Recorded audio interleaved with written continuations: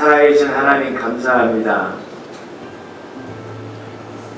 사랑해 주시고 용서해 주시고 은혜 베풀어 주셔서 감사합니다. 우리 구주 예수 그리스도로 말미암아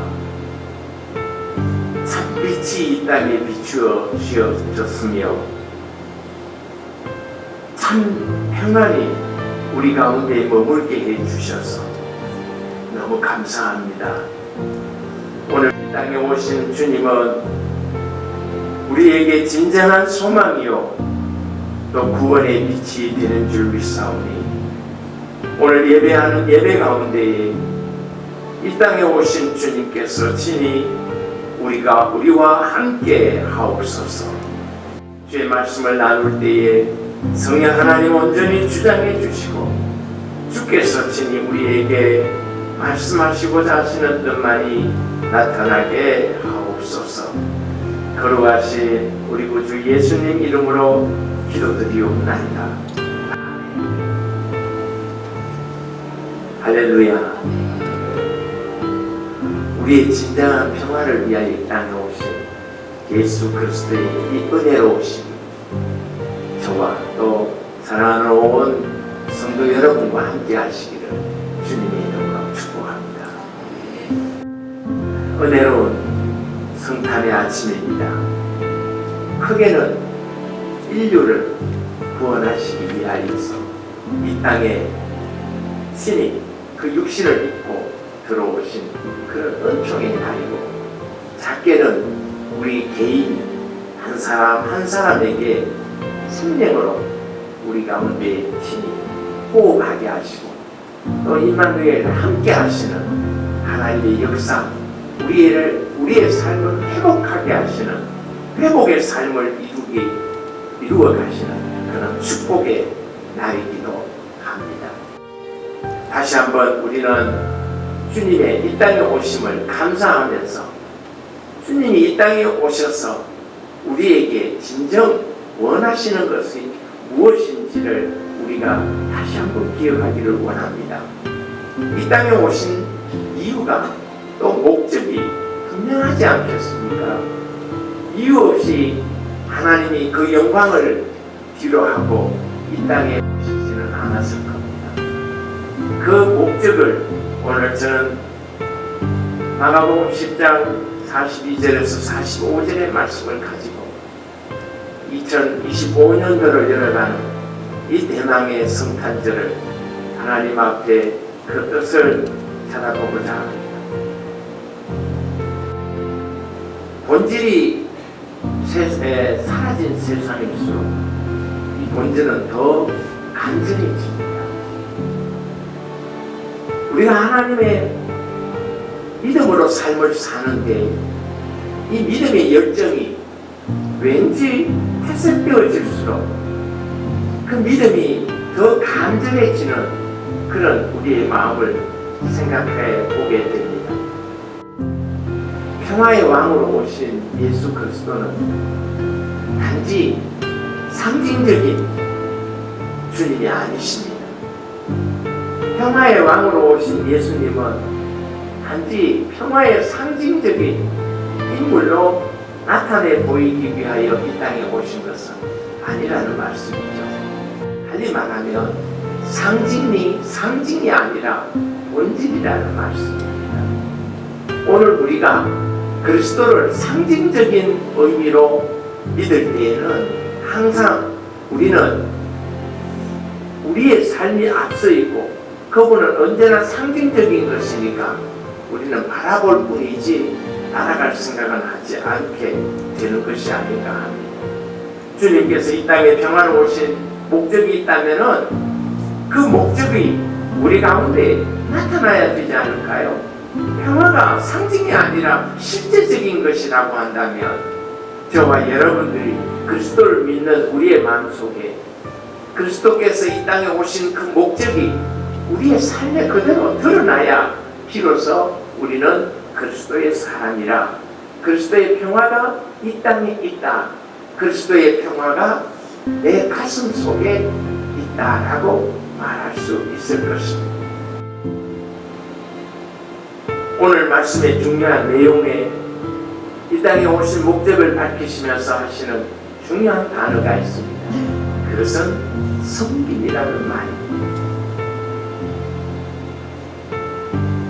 진정한 섬김의 모습이 성탄을 통하여서 우리 가운데 현현되어지는 하나님의 모습이 되어야 되지 않을까 생각합니다. 지금 이 시대를 봅니다. 성탄은 하나의 상징적인 예수 그리스도의 평화의 상징이 있기 때문에 모든 사람이 기뻐합니다. 왜? 상징이 있기 때문입니다. 전혀 나에게 부담스럽지 않습니다. 왜? 상징이 있기 때문에.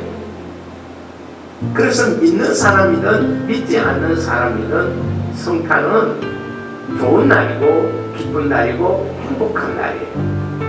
그래서 누군가에게 이 성탄의 기쁨, 이 상징적인 인물을 소개하는 것으로 또 그 상징적인 인물을 그들에게 전하는 것으로 평화를 전하는 하나의 인사가 되고 있지 않을까 생각해 봅니다.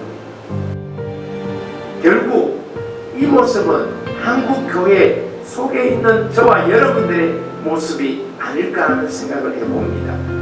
신앙은 하나의 상징적인 우리의 삶의 모습만 되어질 뿐 실제화되어지는 신앙의 모습은 우리는 점차적으로 우리 속에서 작아지고 있지 않을까 생각하는 것입니다.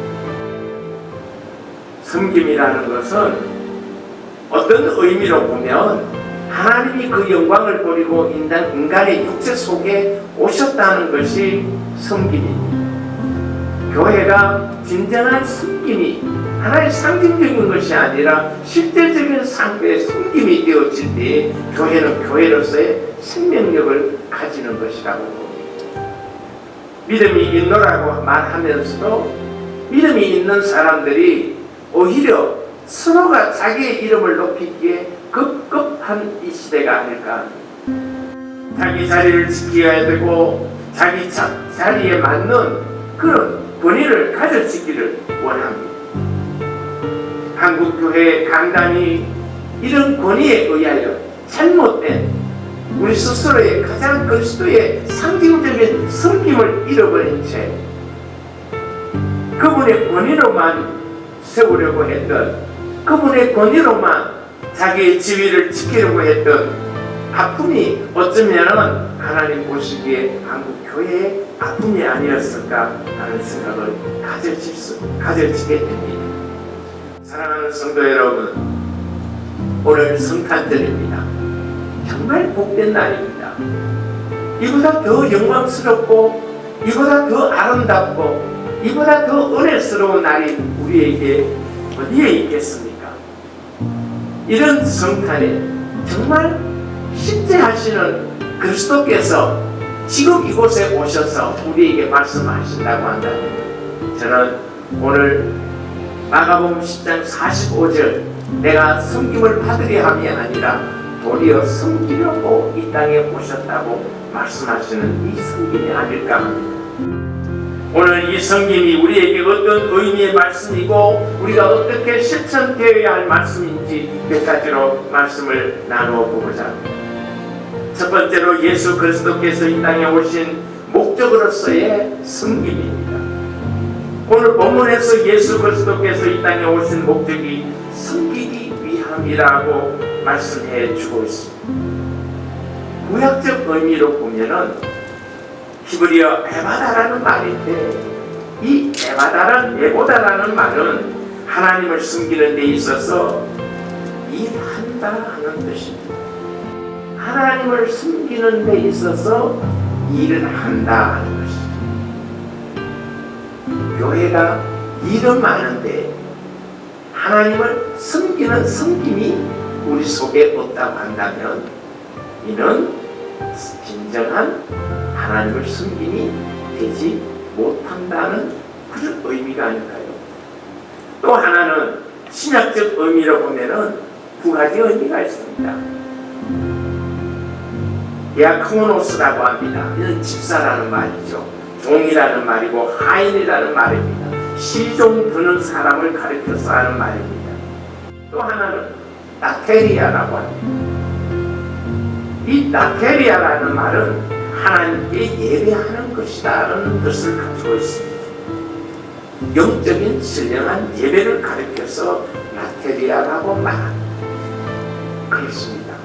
섬김은 먼저 하나님을 섬기는 데서부터 진정한 섬김이 우리에게서 이루어질 수 있다는 것을 말씀하고 있습니다. 오늘 본문을 그 의미로 바꾸어서 말씀을 드리면은 예수님께서 이 땅에 오신 목적이 구약적으로 설명하면은 당신 자신을 대속물로 내어 주심으로 하나님의 일을 완성하기 위해서 일을 하시는 것을 섬김이다라고 말합니다. 그렇습니다. 우리를 위하여 당신 스스로가 대속물로 주시기 위하여서 일하시는 일을 섬김이라고 말하는 것입니다.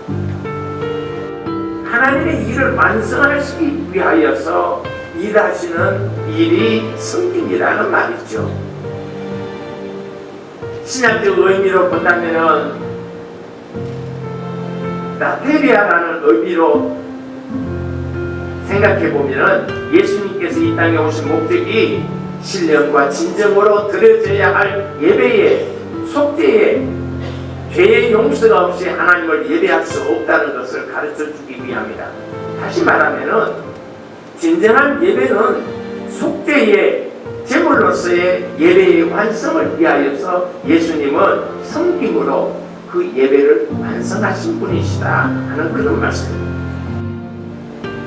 사랑하는 성도 여러분, 예수 그리스도의 이름이 빠져있는 예배는 진정한 예배가 될 수 없다는 겁니다. 예수 그리스도의 이름이 우리 속에서 하나님을 섬기는 섬김이 우리 속에 존재하게 될 때에 이 섬김이 바로 예배를 완성시킨다는 말이죠. 섬김은 결코 자비를 위한 것이 아닙니다. 섬김은 하나님의 뜻을 이루기 위한 것임을 예수님은 분명하게 말씀하고 있습니다. 하나님의 뜻을 이루는 그 일 그 자체를 섬김이라고 말합니다. 누군가를 위하여서 일하는 것, 또 누군가의 힘을 들어주는 것, 그것이 섬김이 아니라 하나님의 일을 하는 것, 그리스도의 이름으로 하나님이 나를 위하여서 섬겨주신 그 섬김을 따라서 나도 내 가족에게 그 섬김의 삶을 살 때에 비로소 우리는 예배자가 될 수 있다는 것을 말씀합니다. 섬김의 완성, 그리스도가 빠져있는 섬김은 내가 너를 섬긴다, 남편이 아내를 섬긴다, 이러면 괜히 억울한 거예요. 아내가 남편을 섬긴다, 왜 내가 저를 섬겨야 되느냐? 대등한데 어쩌면은 남편보다 아내인 내가 더 잘났는데, 더 멋있는데, 더 생각이 깊은데, 내 판단이 더 옳은데 하는 생각을 가졌을 때에 왠지 조금 모자란 듯한, 나보다는 모자란 듯한 남편을 섬기라고 하면 그 섬김이 너무 억울해지는 거죠. 그래서 진정한 섬김은 신앙이라는 거죠. 하나님이 나를 위하여서, 가장 죄 많은 나를 위하여서 그분이 인간의 육체를 입고 이 땅에 오셔서 우리를 섬겨주심으로 구원을 완성시키신 분이십니다. 그분을 믿는 사람이 예수 믿는 사람이에요. 그렇다고 한다면 어떤 이유와 조건과 어떤 환경을 다 떠나서 주님이 나에게 그렇게 하셨으니 내가 그리스도의 이름으로 내 아내를, 내 남편을, 내 자녀를, 내 부모를 그렇게 섬길 수 있을 때에 구원은, 섬김이라는 것은 구원의 완성으로 우리에게 이루어지는 것입니다. 사랑하는 성도 여러분, 우리는 하나님의 뜻을 이루기 위해서 친히 섬김을 완성하신 그리스도를 본받아서 자녀를 섬길 수 있어야 되고 부모를 섬길 수 있고 우리 가족을 섬길 수 있어야 할 것입니다. 이것이 진정한 이 땅에 오신 그리스도의 목적이 아니겠습니까?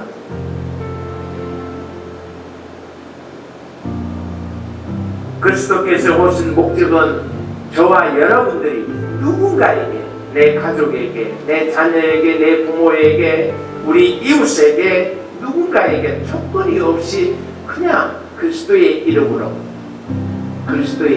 섬길 수 있을 때에 하나님은 영광을 받으시는 것이라는 것입니다. 두 번째, 섬김은 관계입니다. 섬김이라는 단어 자체가 대상을 가지고 있습니다. 우리가 하나님을 섬긴다고 하면은 섬김의 대상이 하나님이 되어져야 됩니다. 이 섬김의 의미는 그 섬김의 주인이 종이 아닙니다. 다시 말해서 섬긴다는 것은 종으로서 주인을 섬기는 것을 섬김이라고 말합니다. 그러나 교회 속에서는 역설적으로 말합니다. 그것이 그리스도입니다. 그리스도는 주인이시면서도 종인 우리를 섬기기 위하여 이 땅에 오신 것을 말씀해 줍니다. 그래서 성탄절은 우리에게 거룩한 날이고 또 우리를 구원하기 위하여 이 땅에 오신 하나님을 기뻐해야 하는 날이 아니겠습니까? 섬김이라는 것은 오늘 저와 여러분들이 주인으로서의 섬김이 아니라 종으로서의 모습을 가지고 스스로를 낮추어 섬기는 것을 말합니다. 예수님께서는 친히 제자들의 발을 씻겨주신 종의 모습을 우리에게 보이셨습니다. 사랑하는 성도 여러분, 섬김의 대상이 하나님과 우리와의 관계가 이루어지지 않으면 바른 섬김이 이루어질 수 없습니다. 우리의 명예와 권력과 돈으로 인하여서 우리 스스로를 높여버린 후에는 섬김의 우리의 진정한 모습을 찾을 수가 없습니다. 관계의 대상이 불분명해지면 시시때때로 우리는 유익을 따라서 섬김의 방향도 달라집니다. 오늘 본문의 예수님께서는 우리의 생각과 우리의 개념으로서의 섬김의 의미를 말하지 않습니다. 섬김의 대상과의 관계가 어떻게 형성되어야 진정한 섬김이 되는지를 말씀해 주고 있습니다. 그렇습니다. 섬김은 관계입니다. 먼저 하나님과 나와의 관계가 형성되어 있지 않으면 우리는 진정한 관계를 이루어갈 수 없음을 말씀하고 있습니다. 사랑하는 성도 여러분, 성탄절이 되면은 이 섬김에 대하여서 몇 번이고 되새기게 됩니다. 성탄의 진정한 의미는 섬김인데 우리는 성탄으로 인하여서 오히려 우리 스스로를 높이고 우리 스스로를 만족감으로 충족해버리는 어리석음이 되어지고 있지는 않는가 생각해 봅니다. 섬김은 소통이라고 말씀해 줍니다. 소통이 이루어지지 않는 섬김은 가식이고 휴식이고 진정성이 없습니다. 이것은 결코 섬김이라고 할 수 없습니다. 진정한 섬김이 사람으로서가 아니라 하나님을 통한 것이어야 한다면 하나님과의 소통이 이루어지지 않으면 섬김이 될 수 없다는 말씀이죠. 신앙 고백적 섬김이 되지 않으면 섬김은 일차적이거나 아니면 순간적인 또 일시적인 자기 유익에 위한 섬김이 되고 맙니다. 자기 이해 타산적이 되어질 때 관계 형성은 깨어지고 맙니다. 그래서 신앙 고백적이어야 된다고 말씀하고 있습니다.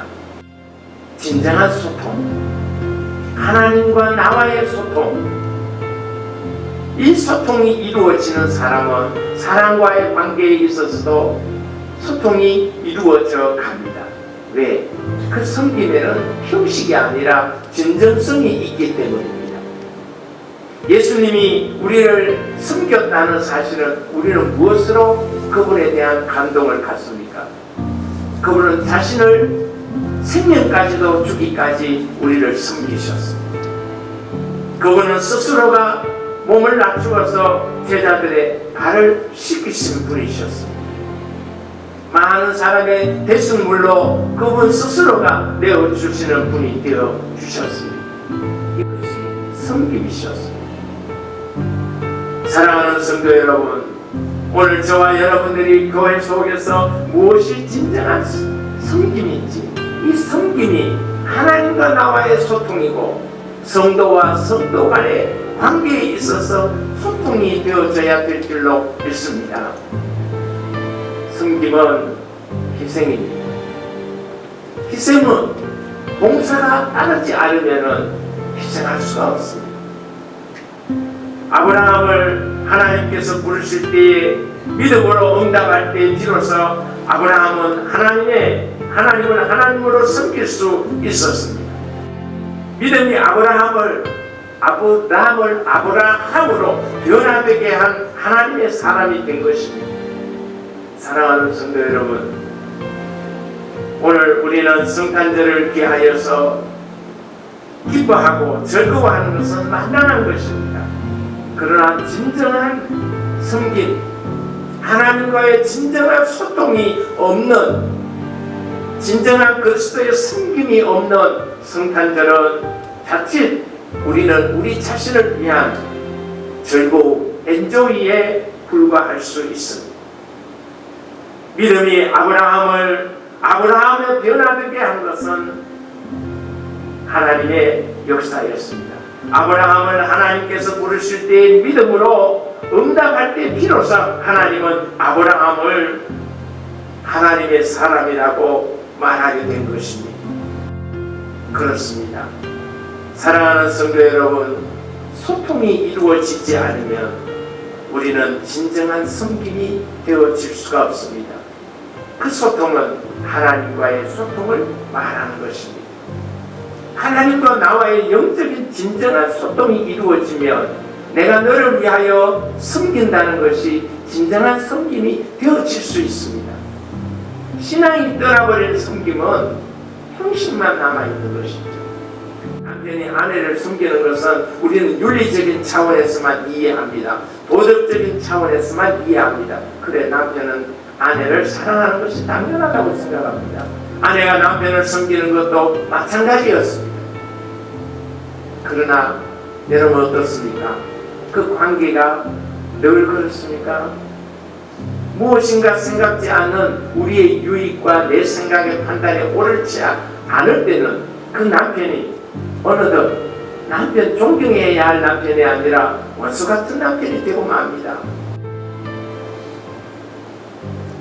왜 그렇습니까? 바로 영적인 교통이 이루어지지 않는 진정한 섬김은 신앙 고백적 이 섬김이 되어질 때에 비로소 주님께서 나를 위하여서 목숨까지도 버리신 그 사랑을 생각하면 내가 남편을 향하여, 아내를 향하여, 자녀를 위하여, 누구를 위하여서든 섬김에 진정성 있는 섬김이 되어질 수 있음을 말씀하고 있는 것입니다. 이게 소통이라는 것입니다. 하나님과 나와의 소통이고 또 가족 간의 소통이 이루어지는 가장 중요한 것이 섬김임을 말씀하고 있습니다. 창세기 28장에 야곱이 어디나 계시는 하나님을 고백하는 고백이 그 진행을 루스가 아니라 베델로 바꾸어졌습니다. 그렇습니다. 어디나 계시는 하나님을 느꼈을 때에 베르엘이라는 말이죠. 베르라는 말은 집이고 엘이라는 것은 하나님이라는 말씀이죠. 진정한 하나님을 만나게 될 때에 하나님과 야곱과의 소통이 이루어졌던 것입니다.